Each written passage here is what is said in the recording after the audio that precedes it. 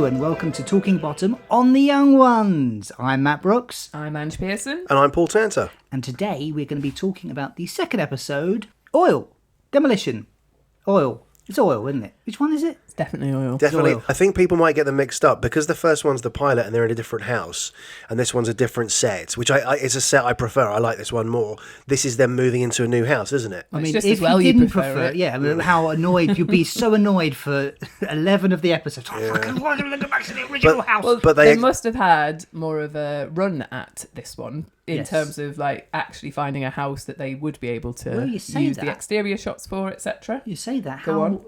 rushed they were to put this together, because so let's just dive straight in. We've had the pilot episode, which was then promptly shelved by the BBC. Let's get the timeline right, because I was trying to look into this and make sure that we're not sort of completely off in terms of when it was recorded, when it was put out. So Demolition was recorded towards the sort of tail end of 1981, right? Yeah. I've heard it was recorded on 24th of January 1982. Oh, so is it actually that late? Okay. So if it was recorded in January 1982, that means that it was sort of shelved up until the summer, because it was in the summer when the whiff of the comic strip coming out on Channel 4 that November was happening, and that was around when they were told, can you get us 5 more episodes that summer of 1982? And they did it bloody quickly, didn't they? Yeah. This is- So it was shelved, but only, I mean, it must feel like it was longer perhaps in their memory, but if it was only recorded in either the end of 1981 or early 1982,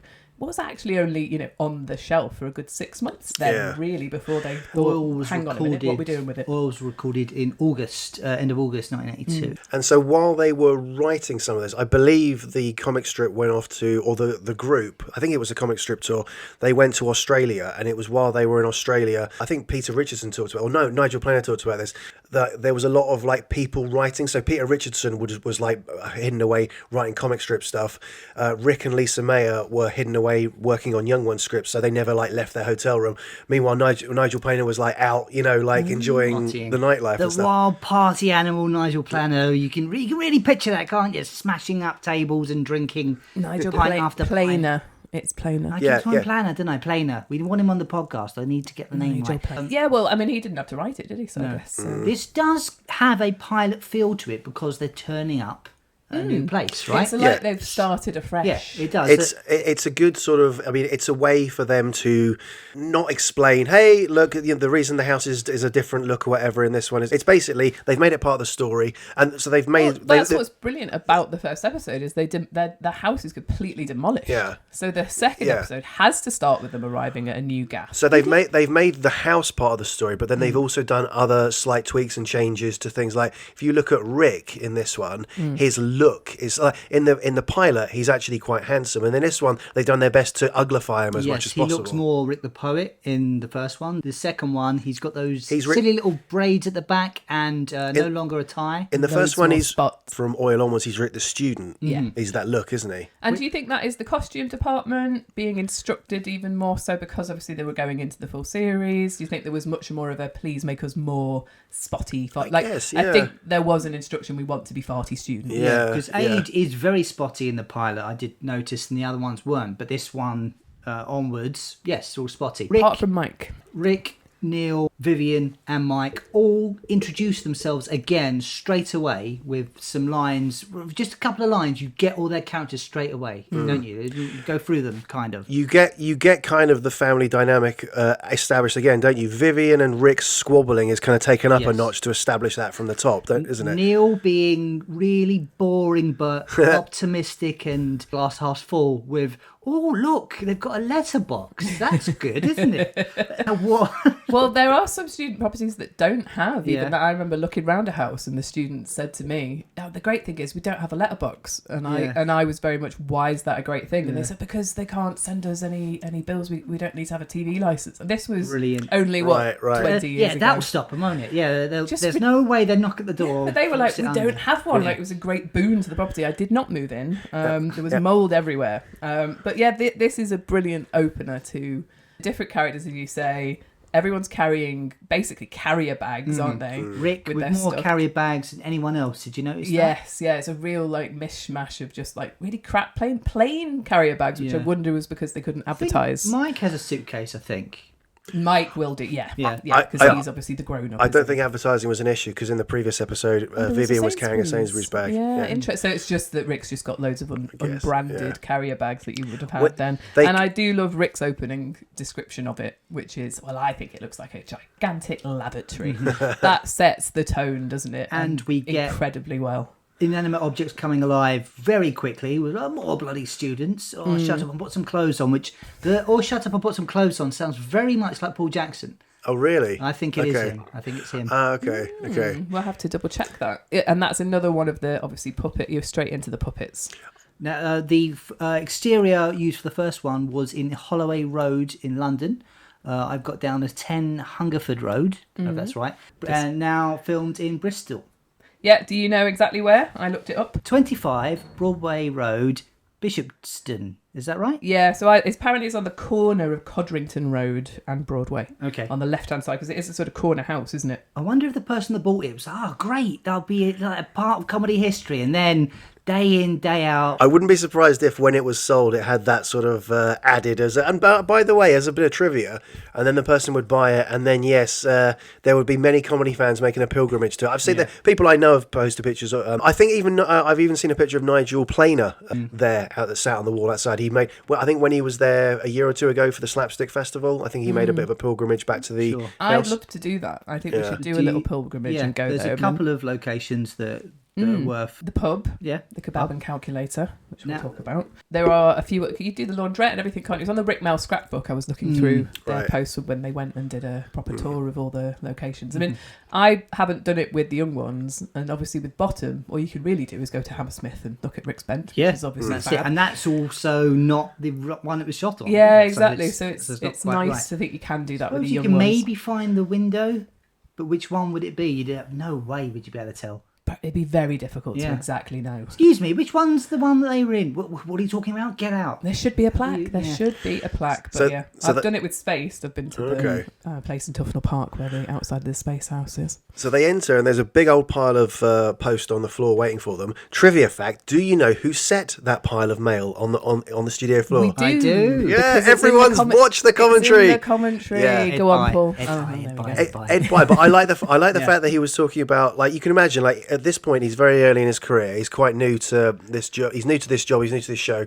He's setting the big pile of mail, and Ed Pye, who's someone who he carried on into Bottom with the thought and proviso of must add more shit. So it's a good pile of mail, but he's setting it. And Paul Jackson comes up and asks him, "Are you all right?" And he replies, "Yeah," while thinking in his own mind, "I'm gonna fuck this up Yeah. somehow." That's quoting him on the commentary. That's not hyperbole. It's exactly. Yeah. what This he is thought. on the Blu-ray, Yeah. isn't it? That and it's Ed Pye and Paul Jackson. And this is, if you haven't listened to it yet, dear listener, instead of listening to us, regurgitate what they say. It is really fun to hear them talk over this different episode in particular. people each episode. It's not Paul and Ed every time. They're all worth it. Yeah, I will. As Ange said, we're not going to regurgitate everything they said from the commentary. But one thing I did take away from watching the episode with their audio commentary, it's wonderful how much they're so proud of the show and love watching it. rightly so. Oh yeah, but like it's they're watching it like they're proud about the like the fire in the studio and even Yeah, you just couldn't do that. Now they Yeah. kept saying that a But, live like- frame in front of studio audience. Oh yeah, way. no, that. But like even things like Ed was like really admiring just Rick's fall from a punch and things like that. You know, yeah, it was lovely just watching them go down memory Absolutely, lane with and it. we are going to pluck out the key little tidbits because that's why you want to listen to those commentaries, isn't it? Let's talk a little bit about the house, as it plays such a huge part in the series overall. And this is the new house.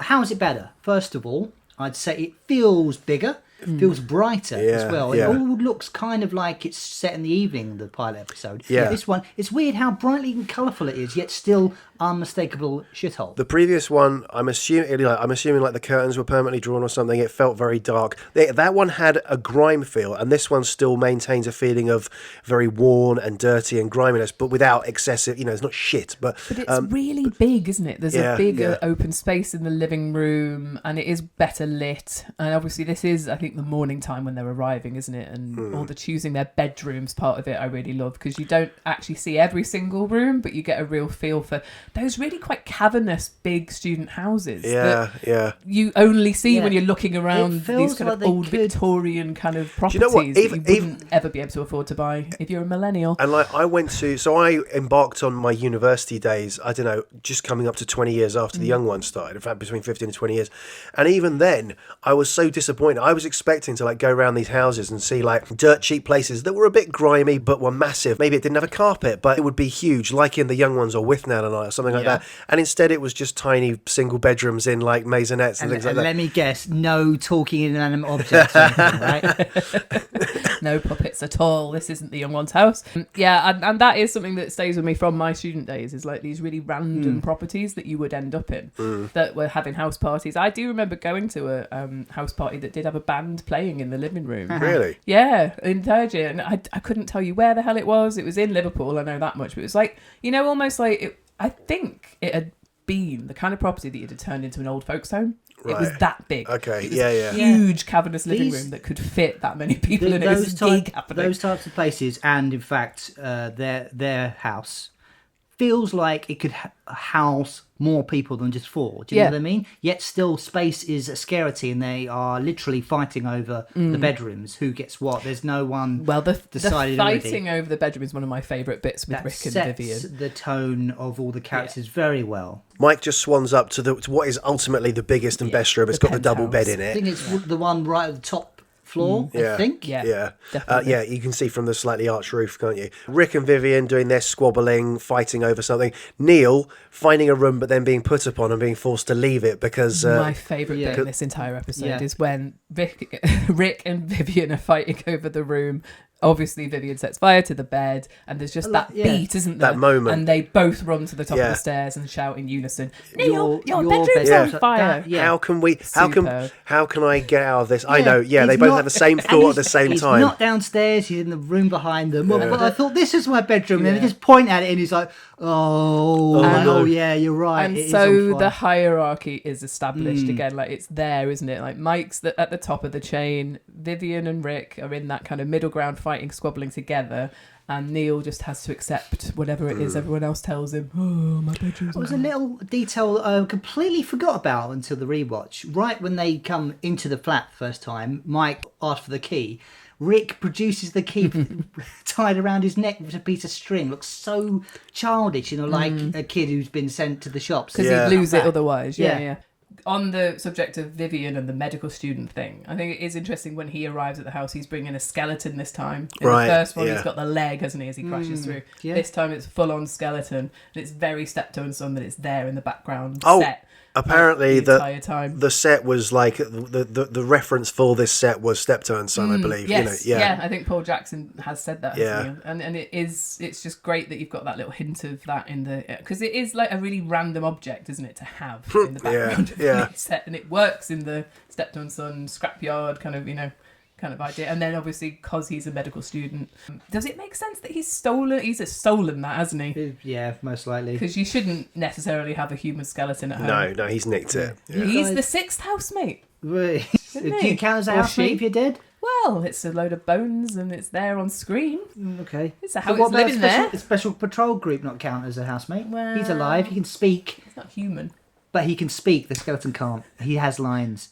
Well, the 5th housemate doesn't speak or have any lines. This is getting very existential. I know. Well, anyway. As well as setting the scene for Rick, Vyvyan and Neil, it also gives us a bit more background or look into Mike. In the first episode, the pilot, he's a bit sort of ambiguous. He could be like a bit of a mafioso or something.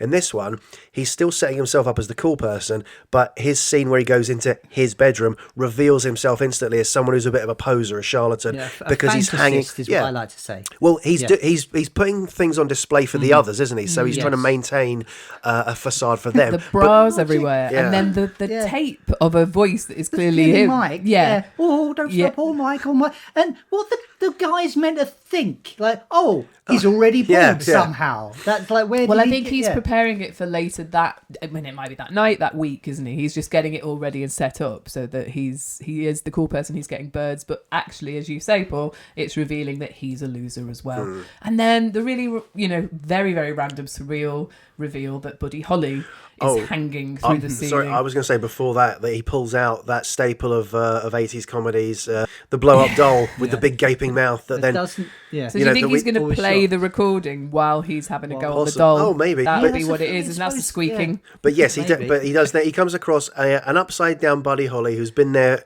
for years, surviving on eating cockroaches, played by Daddy a guy... and Daddy Longlegs. Yeah. Played by a guy who had like a Buddy Holly act, apparently. Yes, a guy called Ronnie Golden. Real name is Tony Demure, a comedian who done the circuit. They knew of him, and the part was written for him. Essentially, they knew he'd do a Buddy Holly songs. That's interesting. His real name's Tony Demure. Did you know? That's a good surname. It's a good name, I know he's changed it to Golden, but like Demure is Golden quite a good stage name as it is. Golden sounds a stage name. Well, it is the stage name. Now, so he's upside down, and because it's recorded in front of a live studio audience, he would have been held upside down for quite a while, and then had to perform upside down. I think no camera trickery. Paul Jackson and Ed By said up for at least half an hour, so hopefully they shot him out as quickly as possible. Because can you imagine? I mean, it's hugely uncomfortable. It's been a long while since I was like dangling off the sofa with my head upside down. Yeah. That would really be a long time. The blood rushing to your head. I don't know how he did that. Yeah, uncomfortable. I saw a play that had Rupert Grint in it. And they had a guy being tortured. I was really hoping you were going to say it was him. No, the guy was being tortured and hung upside down for around about half an hour on stage. And obviously, night after night as well. It's not just for once like this guy. Back in the day, there was no other way they would have thought of doing it. But it looks great. It does, doesn't it? It achieves it without any kind of camera trickery. Now, it's hard to tell who wrote what parts in The Young Ones because it probably all became a kind of mishmash of everyone. This bit with Mike feels very, very, very Rick Mayall, doesn't it? You know? Do you think? Absolutely. It feels like the exact sort of thing that Richie would do. I would go somewhere between Rick and Ben Elton. And obviously, it is hard to tell whose voice is what because they must have all had They wrote it separately. That is something that they have said Ben would write. And Rick and Lisa would all write that, and then they'd look at the script separately. So they weren't all sat around a computer together. So computer? Well, exactly. Their typewriter back then. Yeah. Ben Elton says in his biography he was actually typing up the very first pilot episode on the toilet in his house because all the other rooms were being used for something else. He was actually on the toilet in his bathroom. But yeah, I know what you mean about it being a bit Richie. But there's just that sad desperation to it, isn't there, that could be very Rick. And I imagine maybe it was like, how can we set up who Mike is? And it'd be like, let's have him put loads of bras around the room and a blow-up doll. I feel like you're right, that's a Rick kind of idea. The blow-up doll isn't a posy thing. That's clearly for him. Isn't it? Because he wouldn't want anyone to see the blow-up doll. No, that's his. Yeah. I think what the Buddy Holly thing does for Mike is set him up as someone who's trying to be a bit of an entrepreneur. He's willing to be a bit of a wheeler dealer type. Now, the fact he immediately gets out the calculator. It's got to be like 25 million in this. Like, that's got a lot of money now. I mean, back then. Now, Mike gets a bad rap, doesn't he? Maybe rightly so. I think this is one of his best scenes. He did. Actually. He got a terrible one in our last episode for sure. Yeah. Well, the thing is, it's a topic that comes up time and time again. I mean, I think I can't remember where I was reading this, but at this point, Christopher Ryan is substantially older than the rest of the guys. I think he's in his late 20s, early 30s. Right.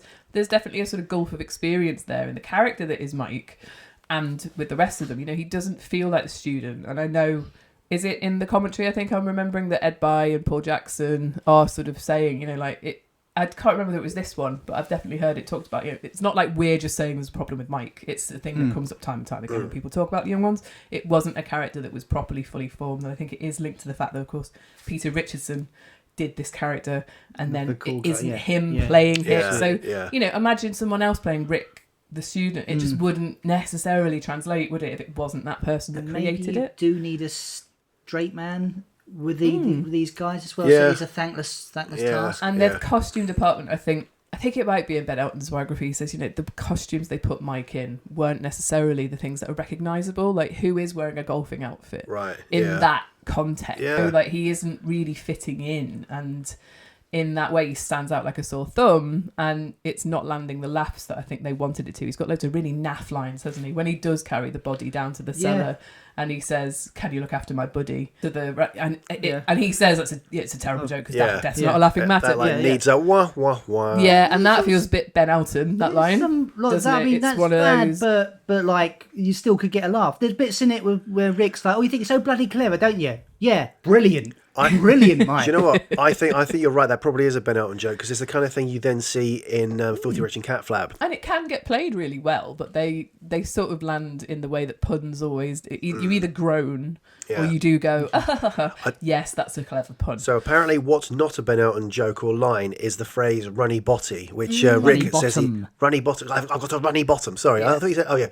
So apparently, that was something that Rick would say, or Rick and his family would say in reference to someone having a bit of a dicky tummy, which is a lovely little tidbit into the male language, isn't it? Lisa Meyer said, "You got to put that in something." He's like, "What? Doesn't everyone say that?" No, that's you. That's very much. It's very very lovely to hear those, and that's where it makes it very human, real. All of those things when you use language that your family use in your writing, right? And Rick was a master at the toilet, the language of the toilet. You know, the language of the gutter snipe. No, I'm going into bottom now, but I love that feels real. Like when Rick says it, it's very babyish, isn't it? So you imagine it's the sort of things like, have you got a runny bottom? That you'd say to children. Yes, and it's just little moments of vulnerability that he's stopping his performative nature, and that this is who he really is. It's great. And obviously him saying it to Vyvyan betrays the vulnerability as well, doesn't it? Because he's accusing Vyvyan of throwing the toilet out. I didn't get this at all as a child. Now let's go over exactly what happens. So, Rick comes down. Just something to bring up. Why did you throw the toilet out? So he's done that quick, isn't he? First of all, they've been there, 10 minutes? What was the reason for this? Was it to lower the rent? Yes. Of course. Just one more thing. What are you talking about? But it is because Rick's got a runny bottom, isn't it? Like, he will have told him on the journey over, because Rick's saying, I have a runny bottom. So he said that he's got the runs. And that sets up Neil outside having a poo later when Mike's playing golf. Now, I want to talk a little bit about Rick and Vyvyan's dynamic, which is you don't see that. You see a little bit in the pilot, but you see it much more of them actually fighting and bickering. They were arguing a lot in the first one. This one, they've stepped up the physicality of it a lot. Now, I do think, push come to shove, sometimes Eddie would accept being called Richie's friend. Yeah. Vyvyan and Rick are not friends at all. No, at all. As you see in the third episode when Vyvyan introduces the group to his mother. He calls Neil his friend, even, which he doesn't think. But I just need to make very sure you understand Rick is not my friend. But do you think that is in that sort of sibling rivalry way where you always take the opportunity to wind up that person? Yeah, I suppose so, but I don't think they would. They're not friends. If they'd have survived the bus crash, if that had happened, I don't think they would ever look each other up as... in years to come. No, they're the sort of people who are thrown together as housemates and clearly loathe each other, But as much as Rick doesn't like Vyvyan, he is like a gleeful older sibling seeing Vyvyan have a go at Neil. Like, yes, get him, get him. This is my opportunity. Right, when Neil... As the punch bag, the kicking down is always Rick's last hope for at least I can bully someone, and he gets that little bit of power here when Vyvyan gives Neil 3 seconds to make supper or he'll kill him. Rick then gets in on the action of yes. It's great. So it's an impossible task. He's like, 3 seconds, okay, starts doing it. Like, yes, and then when there's 2 seconds done, 1 second left.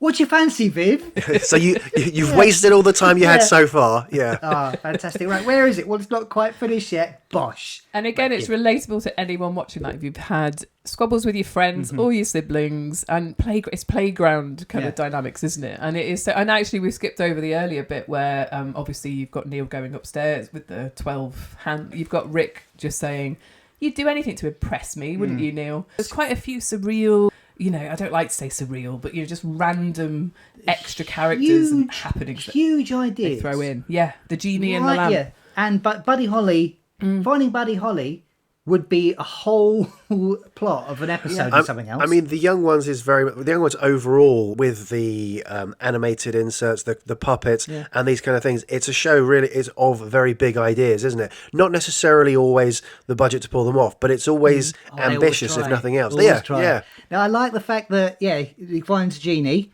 so everyone knows you get 3 wishes.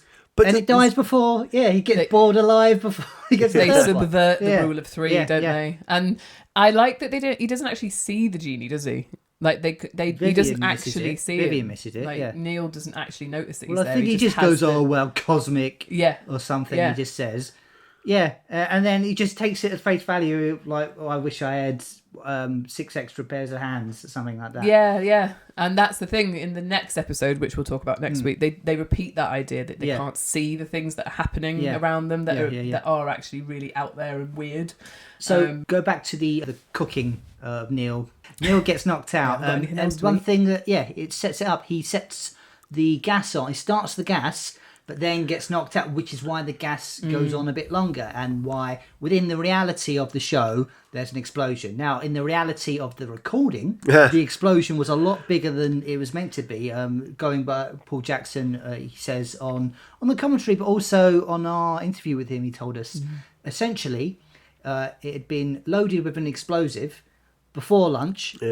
Then after lunch, someone came, didn't know it had been done before, and loaded it again, which is why the explosion's a lot bigger than it should have been. And it always looked a bit weird, even as a kid. Like it goes slow motion. It doesn't last that long. It's because it basically melted a camera or blew out the film or something. What happened? I think that might have become a bit of a myth about it melting the camera or the film. So in the commentary, they said that it melted a prop clock that Lisa Mayer had her eye on that was next to the cooker.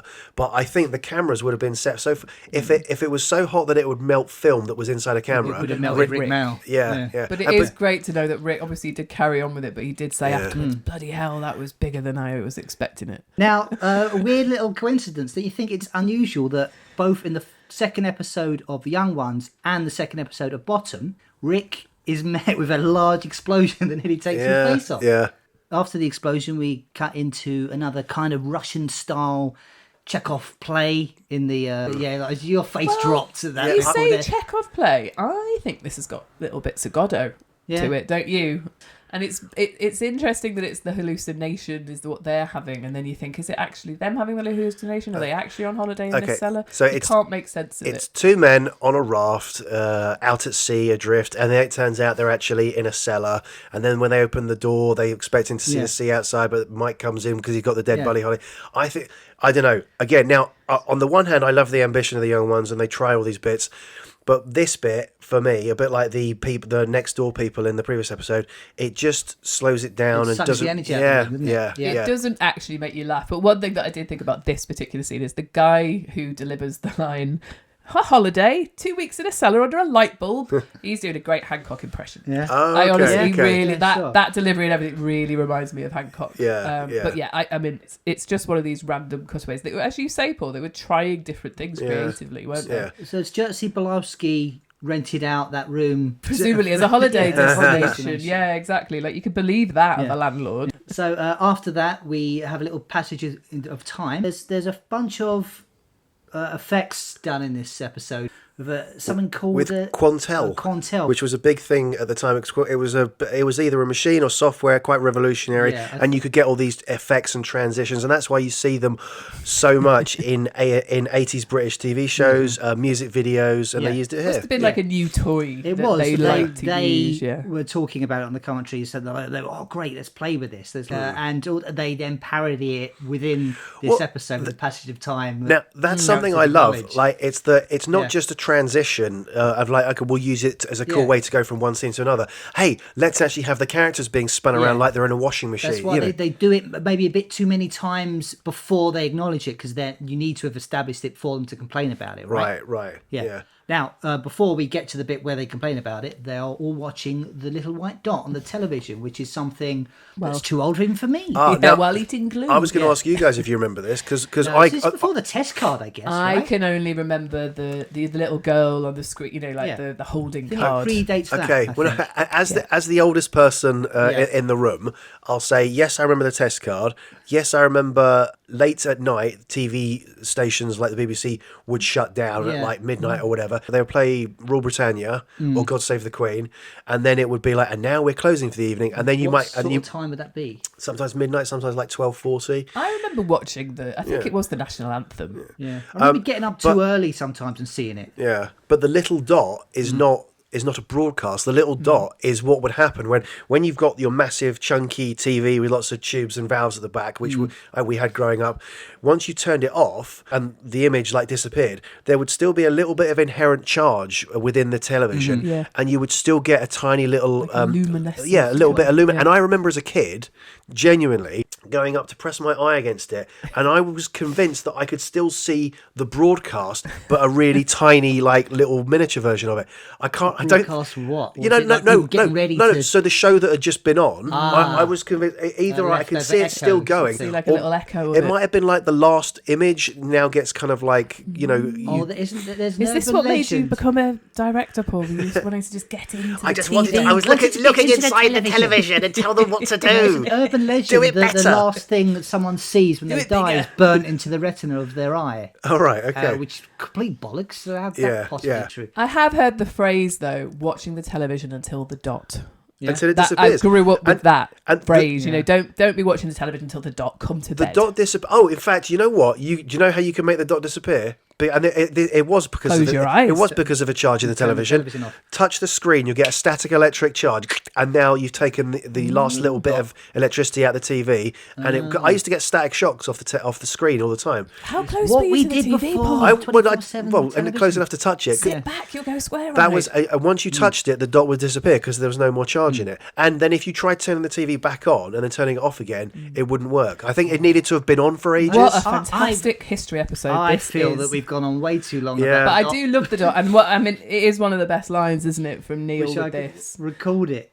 Oh well, What? from No, Neil that's first, what where I'm it's saying. like it means something What is- really heavy, no more telly, Yeah. it's time to go to bed. Now, And guys, then it's got the brilliant thing of Rick being like, "Oh, I wish I could, Yeah. watch it on video the next morning." yeah, so Yeah. funny. Did you notice the fifth housemate in the background of this scene? Yes. Oh, I well, think so, yeah. Are we going to talk about the fifth housemate in Yeah. general? I think so, yeah. Should we Like, just say we see briefly her? mentioned it before. Now, I thought it was just another hippie, but I think it's meant to be a lady. I think it's meant to be a lady. I think you can tell. Obviously, the hair is Could be a over the lady face, and a lot of people you can tell from the wrists that they're quite feminine. And I think there are a few people who think it's Lisa Mayer. I don't think that's ever been Oh, she has said it's not her. confirmed. Okay, Yeah. so she's denied that. So Yeah. it is just someone with no lines, no nothing. But there is a fifth housemate that Yeah, we see they throughout are all the first series. Popped up from from episode 2 onwards, but they are. No, in the they are in pilot. one. Yeah, Yeah, so that yeah. idea was there from the beginning, and then dropped. I think 4 episodes in. Well, I was looking into it online, and there is an article in The Sun, the scum, in which Jeff Posner is quoted as saying that it was him and Paul Jackson who decided to put No idea. the random Yeah. fifth housemate in. So See, the likes of Ben Elton didn't yeah. even know that was a thing. He's been asked about it, he didn't even know it was a thing. Okay. Apparently Jeff is quoted as saying it was an idea him and Paul Jackson had, again, just part of the randomness of the show, to have a fifth housemate that would be in the background and he'd never refer to Have you them. heard Nigel Planners talk about that's- this? Hang on, sorry, I've got to say, I mean, I don't doubt Mr. Posner's account of things, but he didn't work on the pilot, did he? Apparently, Paul Jackson directed the pilot, and Jeff Posner was editing Not the 9 O'Clock News and came into He the edit came in on suite. episode 3 for Yeah, sure. yeah. But maybe it's that he remembers having a conversation with Paul then, Yeah. and it was Paul's idea. We'll have to Yeah. ask Paul Jackson. Did we ask him? Yeah, we did. We did bring it up. And what did he say?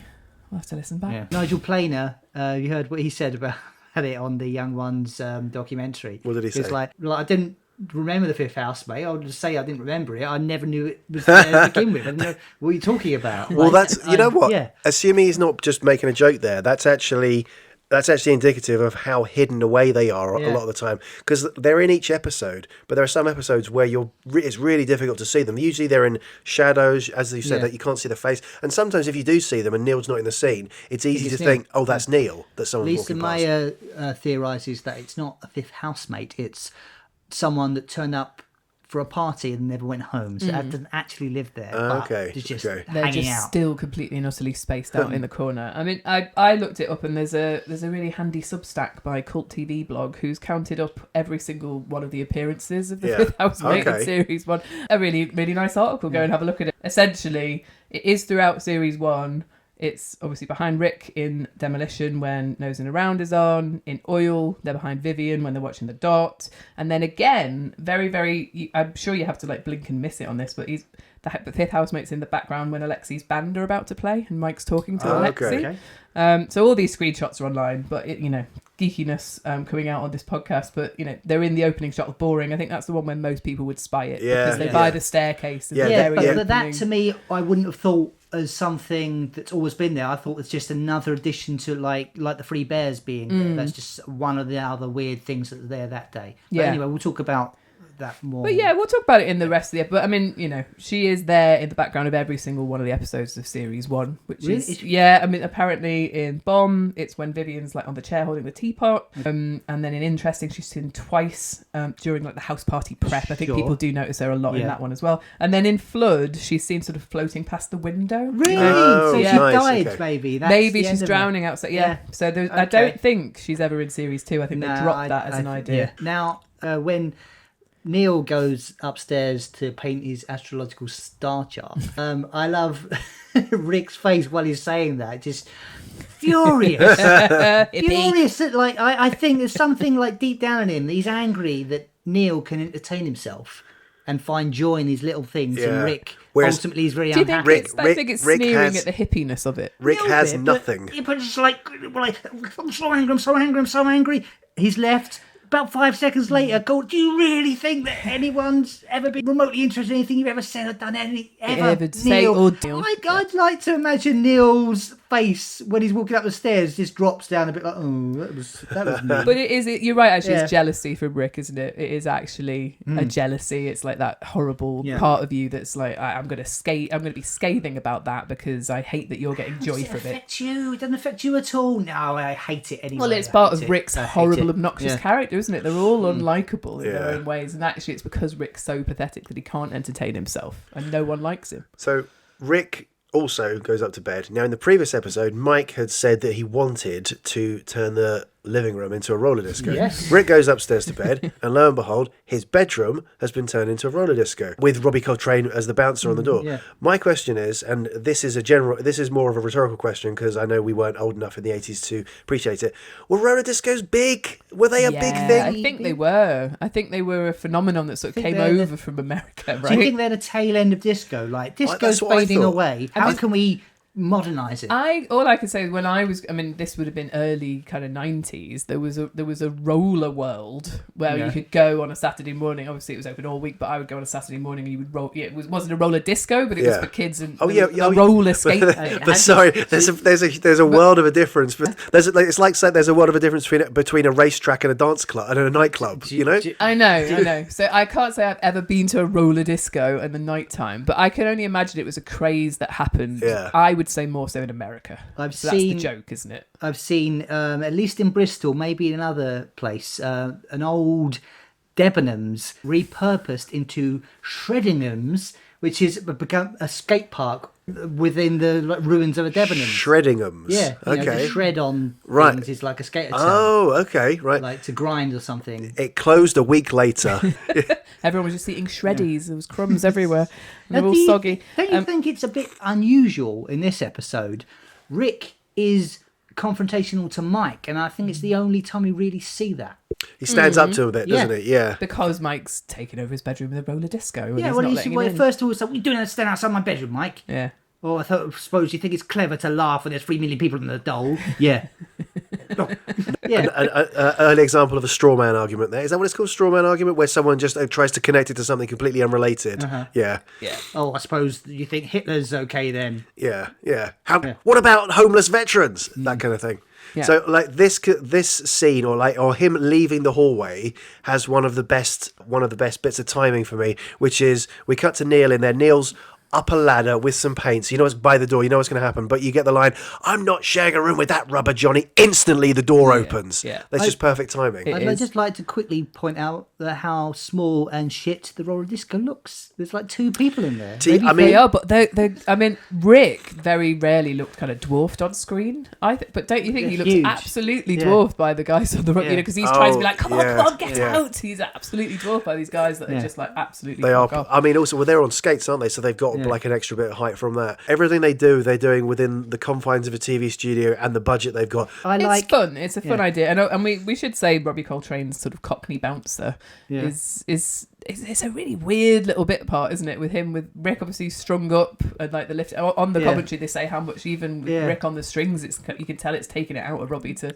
lift him. I could tell even as a kid that they had Robbie Coltrane do the voice of one of the puppets. Yeah, you could tell. Yeah. He's he's the there. broom, isn't he? He's the broom in the cupboard. I think whenever they've got puppets, if it's not one of the main guys, they go, "Who have we got in this week? This way we don't have to pay someone extra. Right, we'll get them to do it." Chris Barry's done one or 2 voices, hasn't he? He's completely unconnected. I think it's really a microcosm of Rick's character, how he abandons every little principle he has. First of all, we asked, "Neil, help!" We're like, Neil has done nothing.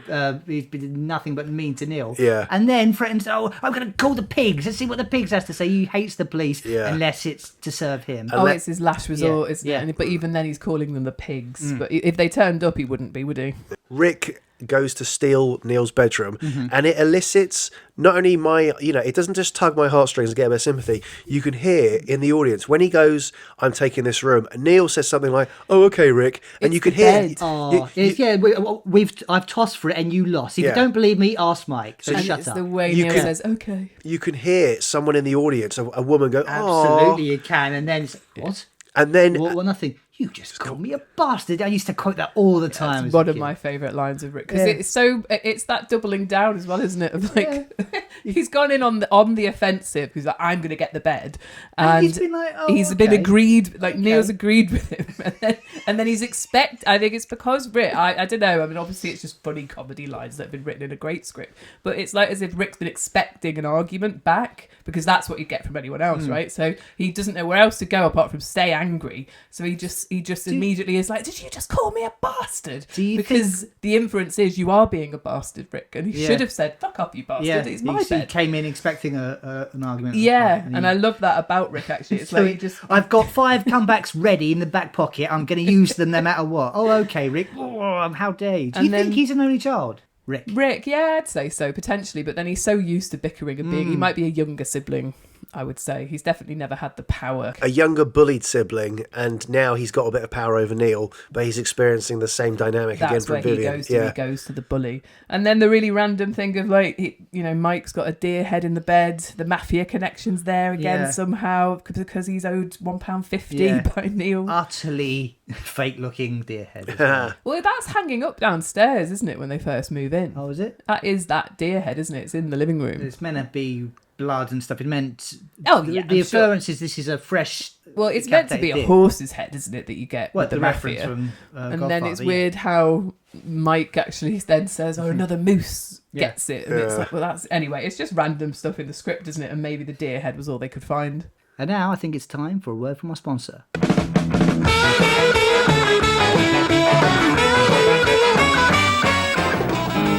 Esso's business is to find oil, to produce oil, and transport oil.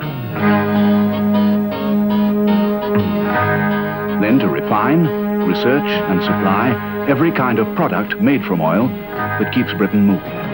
Esso, the world's leading oil company.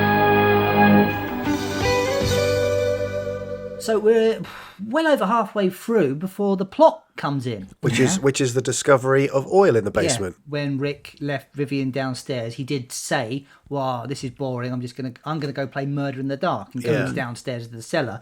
He comes up saying, "Oh my God, look, I was playing Murder in the Dark. I got bored, so I just thought I'd crack the floor of my head, I think." And then a huge spurt of oil comes up. It's actually everyone's fault. They just believe him without seeing any evidence of this. Yeah. Mike's like, "Well, great, okay, we're going to be rich." And then I think it probably is already thinking of ways to put himself on top and steal all this power and money for himself. Well, that's where the house suddenly becomes split, doesn't it? I mean, there's the sort of, the oppressed workers, and then there's the, the fascist junta at the top, and then Vyvyan becomes this kind of henchman / bodyguard kind of character that's there for El Presidente the and everything. Gestapo kind of thing. Obviously, it's a comment Yes. on how money will split society. Yes. It's like a magic button that brings out everyone's worst qualities. Yeah, exactly. It's a great way to emphasise these characters. And because this isn't the first time they've written the characters, they've written the pilot and then had several months to think about who these characters are. Yeah. I think this all fits like a glove. Everyone, so Mike becomes leader, Rick cosplaying as a revolutionary activist, Neil... the oppressed proletariat, and Vyvyan's the horrible bully boy, basically murderous guy. Just like an ICE agent to be political now. But it's interesting that before that you have the puppets in that upstairs downstairs skit, isn't it? And so that sort of leads into this idea, doesn't it? Yes. It's a really, obviously you say it's a loose plot and it comes in halfway through the episode, but it's like a mishmash of different ideas, isn't it? Like the upper echelons of his society and the lower echelons. And obviously Rick is this, wannabe revolutionary. And it's kind of cramming all of these things in to 10 minutes of the last So it feels a bit of an assault on the senses, I think, when it is like Vyvyan's marching with that. We still haven't even had the band yet. When you when you actually get Neil... and the charity concert and all of that kind of stuff. Loads is crammed into that final 10 minutes. Before we get to that, we get the oppressed workers assembling. They've been called to some sort of meeting or something in the broom cupboard. And we get this great scene with Rick and Neil right up close with each other because they're crammed in a broom cupboard that holds for most of it for one uninterrupted shot until the end when we go to another angle on Rick.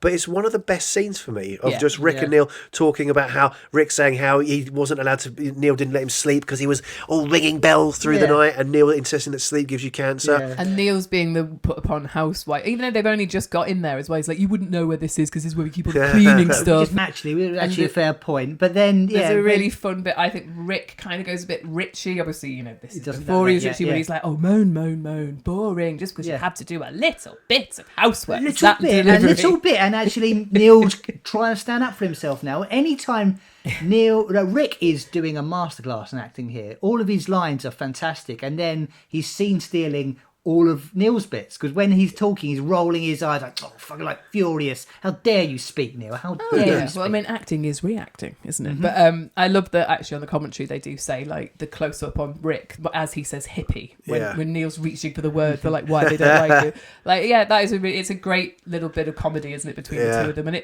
I think a lot of the young ones, it's it goes at such a pace.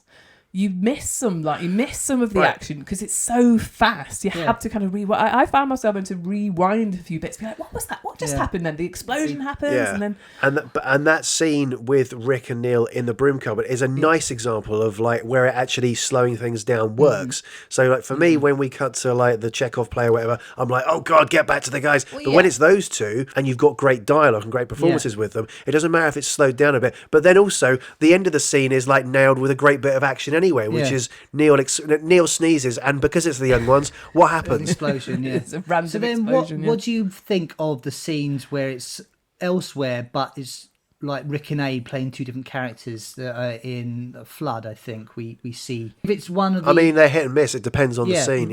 So it doesn't matter if it's the characters or I think what you want is more of Rick, Vyvyan, Neil, Mike. It's not the actors. You want the characters. Is what you're saying. That's what's nice about the scene, isn't it? It develops the characters more. Whenever they're bickering, I think I said at the top. My favourite bits in this episode are generally when Vyvyan and Rick are fighting, squabbling. You've got that dynamic happening. They're fun and the best bits. And that is what happens after the door explodes and they're dragged out of the broom cupboard. Rick is thrown to the floor, and Vyvyan does one of his best bits of physical comedy involving a cricket bat that leads to one of Rick's most famous lines that he's then since used in Bottom Live and all those things, with a great sound effect of a melon being hit by a cricket bat, which is Vyvyan whacking Rick between the legs and then Rick replying with, "Ha-ha, missed both my legs." Ed Bye talks about this on our episode where we interviewed him. To quote him word for word, the sound effect that we used for the bollock smashing bit was developed by a guy called Phil Taylor. He literally spent the weekend smashing melons with a cricket bat to get the right sound. Got the perfect one, then brought it into work to play live in front of everyone. Yeah, What a yeah. difference that makes. And they really use it, don't they? It's great. It is fantastic. Ha Ha, Miss Both My Legs is one of the top 5 lines of Rick Mayall's career, I think. Yeah. I think it's so funny. What an oddly optimistic way of phrasing that. Of trying to get a Yeah. win out of being Yeah. hit in the knackers. Yeah. Yeah. Fantastic. It is brilliant. I mean, I can't rank all of Rick's lines, but you're right, it's up there, isn't it? And it's why they used it so more than once. Yeah. I also like the previous scene before the, I think it's the TV bit where, just a simple one where he's having a go at Neil when he's out of the room. And, fascist. To call a hippie a fascist, I think is fucking hilarious. What do you think about the little Saudi Arab Yeah, joke that's- cutaway? That Well, even that's then, not at all dated, is it? That's Well, very... this is the thing, and I love that they sort of point out that Yeah. it's not okay to say it, and then they do it lean anyway, into yeah. the joke, therefore make it even more funny by pointing out, not allowed to say this kind of thing on the BBC or anywhere, but now we're going to actually just lean into the joke with a funny little sketch, which, you know, which bit of him would you like to see first, which is a Yeah. very obvious, silly But dialogue. that for me brings up the age-old debate of, are they having their cake and eating it? So are people like Jimmy Carr and Ricky Gervais, when they do material that could be seen as questionable, but behind a veil of irony, and they're trying to make the same joke that Alf Garnett was making? Well, no, actually, we're satirising these things. But what you're also doing is you're getting the laughs from the audience who find that stuff funny anyway. I think the point is you're punching up with this, aren't you, to a person in power in that regard, right? So I think you can justify this because it's a punching up joke. The problem with it is then when people watch shows like this or any shows, a comedy show, and they use those sort of lines on anyone they perceive to be of an Arabic, right? And then that's problematic, right? So in this context, in this Young Ones episode, I think they can absolutely defend it because they're actually just having fun with what is actually, there's a grain of truth in the way in which power will exert itself, right? So that's why you find that funny, because as you say, it's still relevant, like it's awful that these things happen, but unfortunately, bodies are found in suitcases. But I think that's where you can get away with it in this one still and defend it, even though it's not ideal, because obviously if you are saying things like that to just anyone who's, then it's ignorance, isn't it? It breeds ignorance if you don't actually educate yourself, I think. So that's my point on it, I guess. It's a nice breaking of the fourth wall where the thought bubble comes up and then they all can look at it together. They can see the thought. Yeah. It's and a fun... then weird freeze frame as well. They didn't shoot enough footage, I suppose, for it. This is where it is a fun little cutaway, isn't it? Because it's just like a thought bubble, isn't it? Rather than going to a next room. Book. Thought bubble, do you it? know what? Sorry, I assumed that the reason they did a freeze frame rather than had the footage running was that because the technology not yet exists to be able to project the thought bubble into a moving image. They would have had to have frozen it and then put the thought bubble? No, they start moving and the thought bubble's there, but then they freeze and the thought bubble continues. So I think they just didn't shoot enough. Maybe. It is kind of comic booky, though, isn't Absolutely, it? It adds to yeah. that feel. They do a few of those, don't they, with the People's Poet stuff later episodes. Yeah. So they head down into the basement. There's another passage of time with the Quantel first, I think, and then Vyvyan starts micromanaging the digging a ball. And what's he thinking at the time? Because he knows there's no oil. It's a dig. Yeah, but it's the idiot thing, isn't it, of getting into it. Neil spears Viv through the head with a pickaxe, which is a great joke for me, except that the angle is off for the hit. Yeah, I suppose so. Vivian's like at a 90-degree angle to Neil, and then when he stands up, it's perfectly straight. I know it's only a small niggle, but on the Go and tell it to the dot, Paul. on reruns at UK Gold, that scene was cut to ribbons, and basically they got rid of the first push and the argument with Rick and Vyvyan, right? And it just has the boom dink noise without the splat noise over. It just basically starts. Do they still show the? They show that bit, but just basically it started with Rick in the corner having been pushed over, right, and Neil just doing that and Vyvyan hitting the floor with his head, and it's just, well, why have you cut that for time? I guess because these episodes were shot too long, and back in the day the BBC were like, yeah, all right, now to fit into schedules and stuff. They had to trim a little bit. So maybe Right. maybe that sort of thing. Now, I think this will maybe the first instance of an injury that should have killed someone. Okay, yeah. It doesn't as well. And I like that when we have the Rick now, like, great revolution. He's been wanting an excuse, right, to do this, and he kind of is cosplaying as it. Neil doesn't know what to do, does he? So, okay, let me join in. And so Rick will wave little bits of paper around and then lists about 5 other things. All of the time, Neil's looking for a bit of paper, then gets one, waves it around. Then Neil, it's too late. Rick's already like, what are you doing? Stop.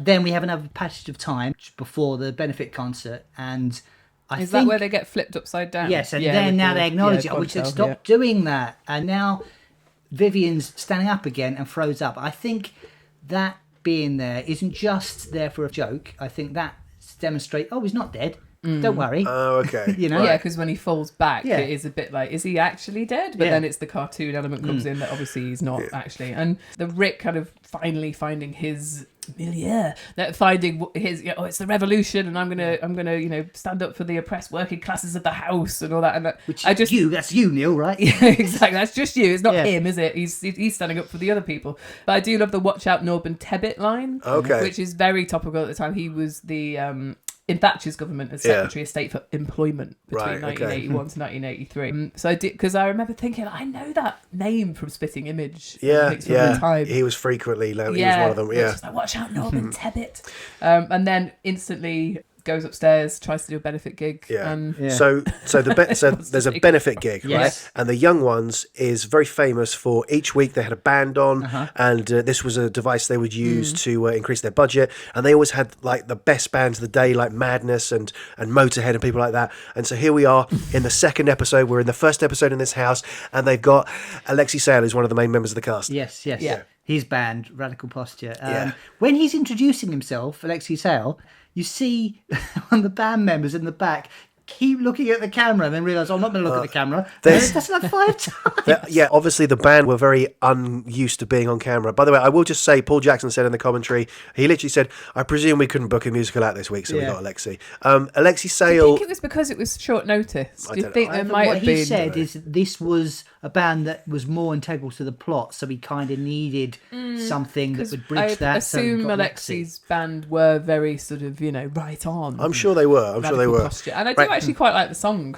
It's all right, Martin's Boots kind of works, doesn't it? Every single time anyone brings up Dr. Martin's Boots, I play that song in my head. As well as... in your head, not out loud. To yourself. As well as Alexei's band not being particularly camera experienced, you notice when you watch it, have a watch of it again, Rick's doing his stuff in the background of like tickets, and Alexei's in the foreground. And I think Paul Jackson must have said to him, "Can you just look busy in the foreground, like you're preparing stuff?" And what Alexei's doing is like the microphone's already set up. He's not even adjusting the size of it. He's just literally sort of caressing the microphone stand, like, "Oh yeah, good. Oh yes, good. It's still here." Right, watch it again. He's like, it's like a Stuart Lee routine. Yeah, it's like, okay, I'll just caress it and look at it, and I'll just look around a bit. He's not hugely good at improvising. Okay. Just look busy, okay? Yeah. When Rick says, "Hi, Sputnik," or should I call you Comrade? And he does like the fist bump thing. I thought he was calling him a wanker. Oh right, okay. It's a little bit like it's kind of a half lazy, right on sort of thing. I fucking love the silly gag of, where's my money? He's like, okay, let me go and sell some tickets then. No advertising at all, just shouts tickets outside. To what? To what, mate? And then the excuse, must be stuck in the queue. Everyone's stuck in the queue. I mean, amazing. So fucking weird. This is the Richie. There could be thousands of them by now all out there. Yeah. Everyone's stuck in the queue. There's this big old bottleneck. That's what's happened. It's not that I've not advertised this. I thought it through. Well, I haven't thought about it 3 minutes ago. Yeah. Neil just goes and sits down like, I guess I'll get involved. This is for me after all. And then, Neil. I'll get Neil. Yeah. He can pay. And I love the fact it's like £200 a ticket. That's nearly a term's grant. Really? Is £200 a lot of money? Sign of the times. Yeah. Definitely. I mean, £200 a ticket now is actually cheap. Well, for a lot of these benefit gigs. Back then, a pair of DMs were £19.99p. Oh, really? Okay. According to the lyrics of the song. Yes, I remember thinking, God, that would be a steal now, wouldn't it? They're like 150 now, aren't they? So Radical Post do their gig. Alexei Sayle leaps around like a knob. The look on Rick's face during that song that they cut to. It looks like he's trying to get up behind, trying to enjoy it, but getting more and more frustrated. Yeah, Like he's trying to see maybe it's going to be all right. Maybe like when he's doing all right, woo woo. He's like. Rick is like, oh yeah, I guess this is it. Yeah. But it slowly declines. I mean, the doesn't point it? is that there's no audience there, is there, for him to get riled up? So it's sort of meant to be falling flat, isn't it? But I mean, it's worth it for Rick's line of, God, you think Devil Woman would never been written? Again, bringing back the Cliff Richard stuff, which they don't actually mention a lot in this episode, other than that, do they? Like Rick's Cliff love. And then we go to the end credits where Vyvyan is trying to dig during the end credits, and then we get the last of the credits, and it ends on what I think is a brilliant end line for the show, which is Vyvyan just going, oh, by the way, it was a complete lie about the oil, and that's it. And then the show's done. Do that again, but do an impression of Vyvyan. Very good. It is very. I mean, I've noted down because it kind of has a double weird flat ending. This doesn't it? Because it's got Rick sort of saying, "Goodness, is that the time?" Yeah. When he's being challenged about why they haven't finished their work. And then a little bit long, like a beat of nothing. Then the credits as well. So it's purposely awkward. It's weird how it just suddenly. And again, because they've crammed so much into this 10-minute period until the end, and then you're right, like the Vyvyan tag at the end, which is I was lying about the oil. Feels now, because that's sort of been repeated a lot, I think, in shows, it doesn't feel that fresh, but at the time that must have felt like, wow, hilarious. that's fucking hilarious. It's almost like, oh no, I was just lying. As a kid, I remember when the credits, first time seeing it, thinking, but they've still got oil, this hasn't been... It's not been resolved. Right. So they're still going to be rich. Inch to the end, yeah. And that's the reset. Yeah. Oh, by the way... Fucking well funny. That is the reset, and this episode I think is one of the ones that is more all over the place than even some of the other. Plot wise, there isn't really any. I know we could say it's called Oil and that's the plot. But this one, I think, because it's the second one, it gets us into their new property. Yeah. It reestablishes their relationships and their dynamic with each other, and it sets the tone for their new look. So Rick's new look, hair wise, and all that sort of thing. This makes me think of what Paul Jackson said about sitcom. Where you have a cat go up a tree. 5 people argue, think of different ways for it to come down, and then it comes down of its own accord at the end, no one having learned anything. Something happens, they all try to do something, and then it resolved. And then it's resolved that there was nothing happening ever in the first place, so that's kind of subverted that, isn't it? There's no cat up the tree at all. I was just lying. I lied about the cat up the tree. There was no cat, there was no tree. But it does reset it just very, very quickly at the end, doesn't it? And that's where they are still sort of playing within the form, aren't they? The rules. It freeze frames on him, and then I think it's a genuine audience reaction of like a fucking surprise belly laugh, like oh okay, that's surprising. So is this one of, obviously we're only on episode 2, but in terms of overall Young Ones episodes, where does Oil kind of pretty rank high for up? You guys? So the VHS tapes, so 2 per series, 4 tapes in total. First one, really strong tape. Starts with Demolition, which is all right. It's a little bit ropey. Oil, fucking banging. Right. Boring, my favourite episode. This is that kind your of like a favourite episode, repilot. Including series 2 or just a series 1? Boring is my favourite of all time. All time? The Young Right, Ones. okay. Yeah, I think it's phenomenal. Oil, I think it's kind of a repilot, isn't it? It introduces all the characters again. They maybe thought, maybe the pilot's not going to go out, I think, so we might need to introduce it again, but obviously it followed on from the previous episode. You said before, like, they kind of needed to go to a new house because it blew up. It didn't, because the cartoon element, they could have just gone to the new house and the same house. A and plane no crashed on it, didn't it, in the world that So, is them, but it's London cartoon. flooded. Yeah. They all could this sort of stuff. They could easily have just been in the same. It was a gaff, practical thing that they couldn't get the same flat, so fuck it, let's make it again. Well, I think it must have been cheaper to film out in Bristol, right? Yeah. Rather than I think it was that will be why that was out there. And what are your sort of thoughts, Paul? Where's it? It's up there. I mean, what I would like to do is, rather than give it a place now, is wait till we get to the end of the series and then we consider it. This. You brought it up. Like, what do you think? I want to play. We're not here to rank the episodes of the Young Ones. I never really enjoyed doing that with bottom, really, because I love all of them. But like, I really enjoy this episode. I think it's got a lot of memorable moments. You know what? It's got a lot of moments that I remember from watching it as a kid, which I think is one of the key things for me as well. I remember the bed being set on fire and being quite shocked and amazed. Oh my God. I remember laughing at the, I'm not sharing a room with that rubber Johnny. Full, Bosch opens. Like, there's so many good bits in there. No, Neil, don't sneeze. Cut to the outside. Door I'd explodes. agree. Like, this is, in terms of standout moments for this one, it isn't the sort of weird set pieces around the oil. Yeah. It's actually how they develop the characters and their dynamic in this one. That's one of, and I do think this is, if it wasn't Demolition, it was Oil that I watched first, which would make sense if it was obviously the order it was taken off the telly. I don't know. Well, I mean, we'll have to think about ranking them. So it's standout probably moments. not up there for me though. No? I think overall, if you include in series 2, I think there are a lot more in series 2 that I prefer. But only because it feels so all over the place, this one. This one feels like a sketch show, kind of, more than a sitcom, which it kind of skirts the line, the Young Ones, overall. This one in particular, I think. Would you like to hear one or two reviews? Not necessarily from this episode, but from the first series of the Young Ones. Yeah, because we didn't do them all last week. So this one is from the SNA, 16th of November 1982, so probably from the first episode.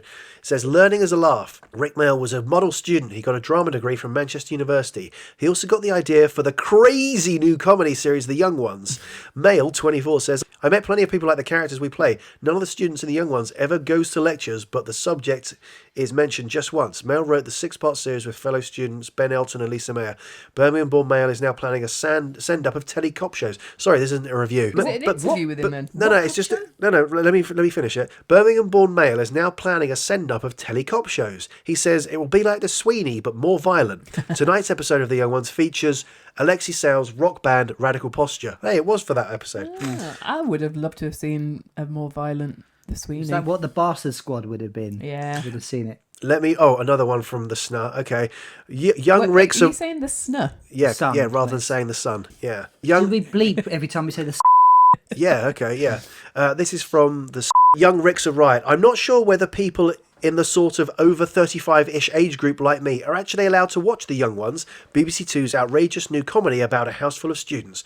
But I'm tuning in anyway, wearing my old college scarf as a disguise, and enjoying myself almost as much as a real young person. Rick Mail, who both writes and stars in the show, is a genuine young one at only 24. He's already making a name for himself as the brightest new talent in television comedy. Oh, bang on. Lord only knows what revolutions he will have achieved by the time he is in middle age. Interesting, yeah.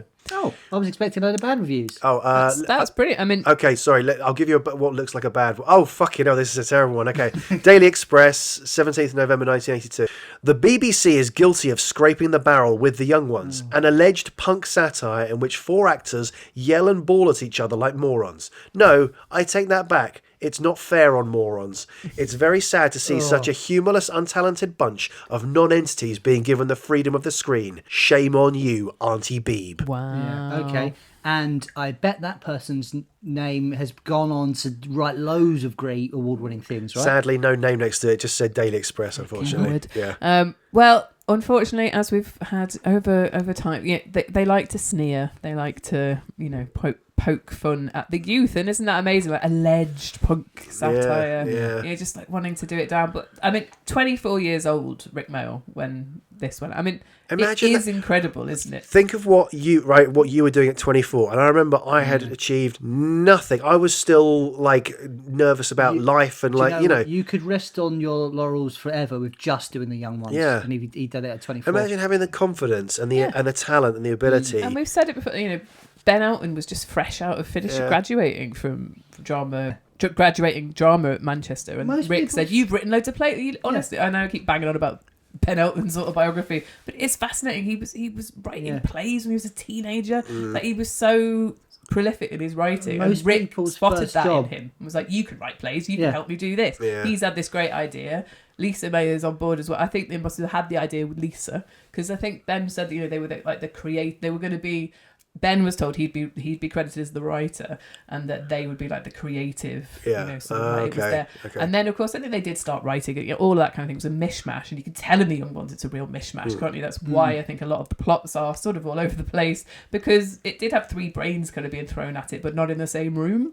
I mean, The Young Ones is just a staggering achievement. We're just repeating what's been said over the last 40 odd years about The Young Ones, but I love that we're going back to view it, obviously from the 2026 kind of lens, and we do have to be aware that it was 1982. This was brand new comedy, and we've said it before. Paul Jackson wanting to get these guys a show and championing them, because he was young and he was wanting to get his name attached to, the next generation of comedy. I mean, it's a magical thing that Paul Jackson got that over the line. There are so many things that could have made it be shelved and not be dusted, for those months that it hadn't been the comic strip. That time in the 80s, I'd love to have been able to be in the comedy story of the comic strip, watching them do their thing live. It's such an amazing period of history in terms of British comedy, the 80s and 90s for me.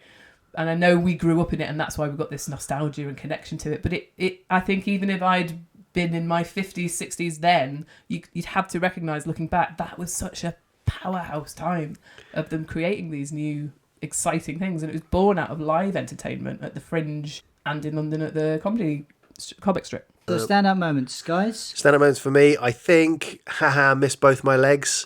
Great one. Exploding broom cupboard. Really love that. We missed it. It's got a door. Well, the last one did as well, but it was Yes, nailed Vyvyan, but it was nailed to the ceiling. That is a great line. I was drunk. It had to be done. I was drunk. I mean, stand-up moment, obviously, the entire set piece of setting the bed on fire, but then the in unison, Neil, your bedroom's on fire, is my favourite line of the whole thing. Yeah. That's my one too.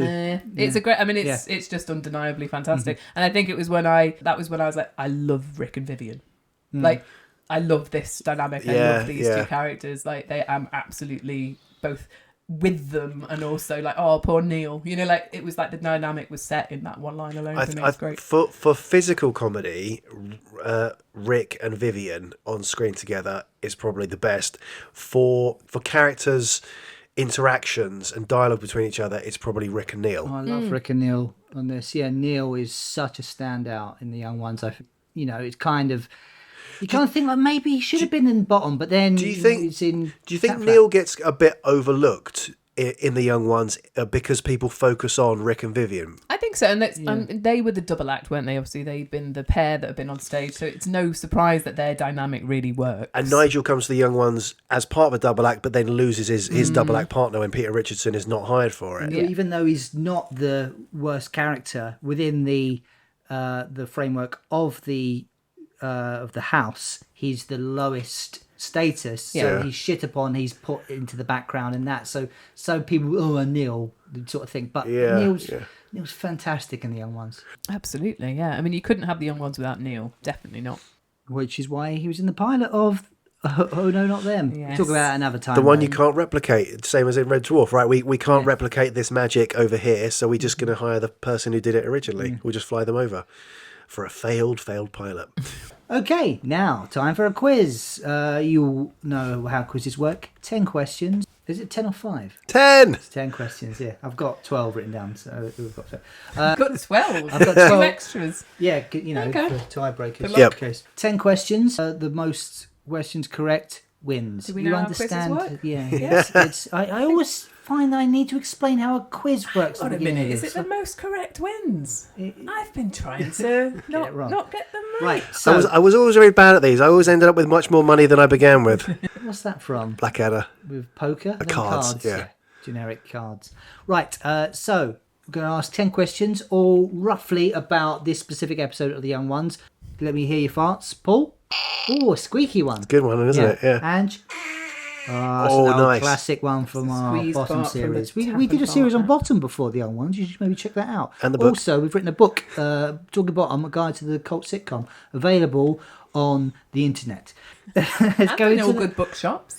Is it? Hopefully. I'm You not can s- ask them It's to an- order it's- it in. yeah. They haven't got it on the shelf. Support your local bookshop by going down there and asking them to order some copies from Amazon. Also, maybe libraries, I think. I think the authors get like 12p every time you rent a book. Oh, do something they? like that. Okay. Something like that. All right, I well, don't know. there you go. Try that.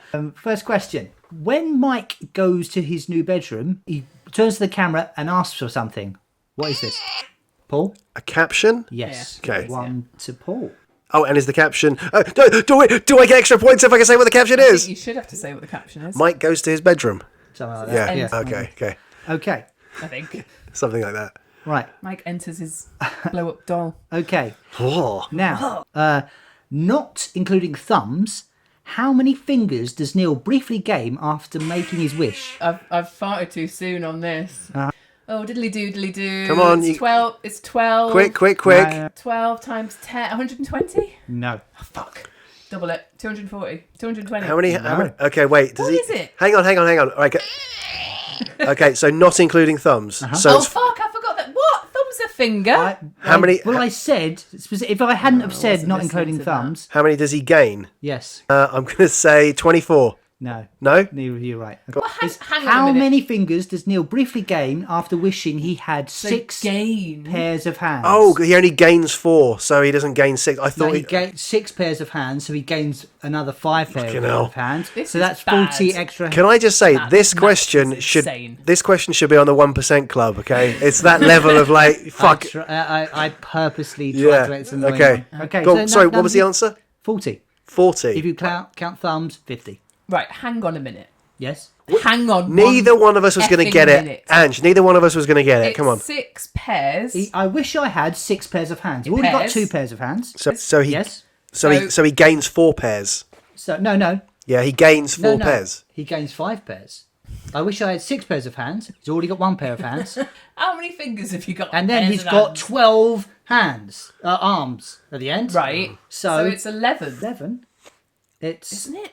No. It's- What is it? Is it 10? Fucking hell. Yeah. 10 times 4? It's 40, which isn't that what he said? Yeah. Okay, that's Yeah. okay. Great. Thanks for the maths lesson. So glad I watched the young one. Give up my maths. Okay. Swatting away for teacher like a total Next spasmo. question, you little bad sports. What Bad is finger counters. what is the name of Buddy Holly's new song? That's Ange. Cuckoo daddy long legs. Yes, very good. It's a really good song, isn't Yeah. it? That guy wrote that apparently Yeah. because he does these He Buddy does Holly the acts. Holly acts, yeah. It wasn't in his act, I was saw- it? It was Don't think for the so. episode. It's I going to be really saw fucking a random. bad script interpretation of this that called it Kinky Daddy Long Legs. I'm like, that can't be right. It is Cuckoo Daddy Long Right. Legs. I Yeah, triple it's the- checked. That's the Buddy Holly-esque Noise, you know, yeah. thing, Okay, so it's 1 apiece. What does Vyvyan use Rick's toothpaste for? That's Use it Ange. instead of Tipex on his. Uses Ah, his yes, Tipex, yes. okay, yeah. So another one for Ange. Which shows that actually Vyvyan is actually doing some work. He's Yeah. actually taking advantage of I university feel- he's actually taking advantage of university for how you're supposed to do it. Yes, I feel that he's not actually caring about the work. He's just doing it to get Rick's toothpaste. okay, I okay. feel like maybe he's just writing bollocks literally down on a bit of paper. Well, that might be what he's studying for his medical degree that week. Bollocks. Yes, he is a doctor. Well, not yet. Okay. He ever graduated. Yeah. What is different about Rick's badges in this episode onwards? They're Who upside. the fuck was that? That was a different one. Yeah. No, Okay. same one. They're upside down. Yes. Can I buzz? Kind of. Yes. Go on. So they're not all upside down, are they? No, they're not all upside So down. I thought there's 7 on his lapels in the first episode. There's now 8.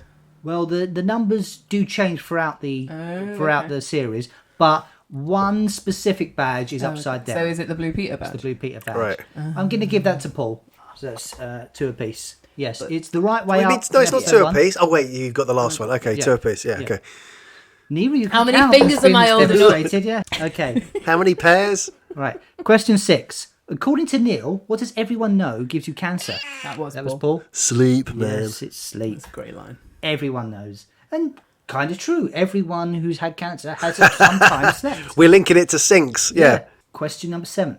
How much does Mike demand as a fee for Rick to enter his own bedroom? £1.50. No, you're confusing that a different amount of That's money the amount. money that Neil owes to That Mike. is money that Neil owes. Balls. Yes, you're right. Okay, Yes. yeah. Oh, go on, Ange. I'm trying to reach for the figure in my brain. I don't know. Is it 50p? No, it's £5. 5 quid. okay. I knew there was a 5 in it. Okay, no, none of you got this. Right, another... £5 to enter my own bedroom. What What, have have you you turned done? it into a roller disco? Yeah, okay, I Uncanny. didn't know that. Another number question. Hang on. Number wang. Finger's not Right. on my buzzer. Okay. What is the ticket price that Rick sets for the benefit gig? £500. No! No. Go on, Ange. So he asked for £200. £200. Yes, it is £200. And Neil only has 50p. Yes. Fuck, as soon as I said £500, I never remembered it was 200. Yeah. It's a numbers game, this one. Yeah. Isn't it? What are we on at the moment? We even now again. It's 3 apiece. Okay. Yeah. Okay. What number are we? What question are we on? What question? We are question 9. Fuck. Okay. What television program does Mike say he's going into the living room to watch before he sees the band. Oh. It's a mic line. That's why we don't know. We always tune out when he starts Well, I'll speaking. give you a clue. It's a children's television program. Play School. It's definitely Blue Peter. No, it's Postman Pat. Oh, okay. Who are Funny you line. coming here to watch Postman Pat? Okay. Right now, last question, and Nail biting It's stuff. all down to this. Okay. My sphincters. now on- the band leader gives himself an extremely long Balowski name. Name any 3 parts of it. Oh my god. So Alexi's name in Yo, this one. yeah. Okay.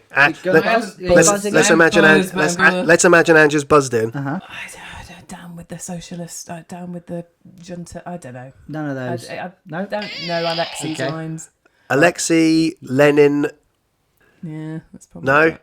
You got one of them. Okay. All right. Go on. All right, it's Alexei, Yuri Gagarin, Oh fucking Sinja hell! Stalingrad, Yeah. Glorious 5-Year Plan, Sputnik, Bravada, Mm. Moscow Dynamo, Back 4, Balowski. Yeah.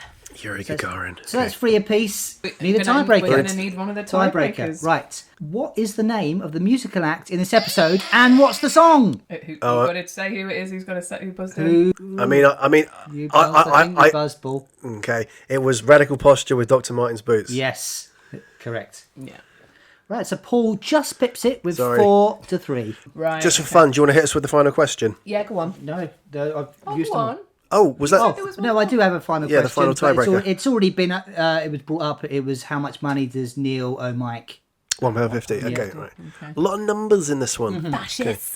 All right, cool. Well, Junta. thank you, Well, thank I'm you, glad thank I'm you, one of the oppressed workers of the podcast, and I've got no points so far this series. thank you, Matt. Good quiz. Thank you. Right. It was a good quiz. I should screw up on my maths. I think that's what I've learned. Yeah, but And it my was, fingers. well, the pairs of hands one, I was purposely being annoying. I'm glad it worked. Right. No, Well, that- sometimes you're purposely Yeah. doing it. Well, Channeling your how far from Hammersmith is this Yeah, sort yeah, of thing. okay. You know, those. It's all a bit of fun. It's just for the listeners at home to, Yeah. What I like doing with these is trying to cram in trivia that we haven't managed to maybe talk about in the episode sometimes. Well, That's the what blue, I like about the Blue quiz Peter sometimes. badge one was Yeah, was exactly. one. We haven't Yeah. brought it up. It's nice to Uh-huh. have it in the quiz question. Next episode, the 3rd episode of this series and the series of the young ones that we're talking about. You understand how numbers work. Numbers again we? for the quiz. You don't, do you? No, we Can't don't. count fingers. So- I use my fingers to count. so that's next week. In the meantime, if you want to follow us on the socials, we're at Talking Bottom on lots of social medias: Instagram, Facebook, TikTok, YouTube. What have I missed? Twitter, now X, other things. Blue Sky. No, Sky. we're not on Blue Sky. Yeah, we are. We are? Yeah. Oh, okay. Yeah, yes, we are. Yeah. I've not been on that one. So we're on at Talking Bottom on a lot of social medias, or drop us an email at 11mathkingparade@gmail.com. If you want to buy a tea towel or two, boy, I don't know why, I watched Oliver the other day. If you want to pick a bucket or two and buy some tea towels, and we've also got the book if you want to order it from us direct. Yeah, if you order it Get from in us touch. direct, we will sign it for you. We'll sign it for you. We'll include a bookmark.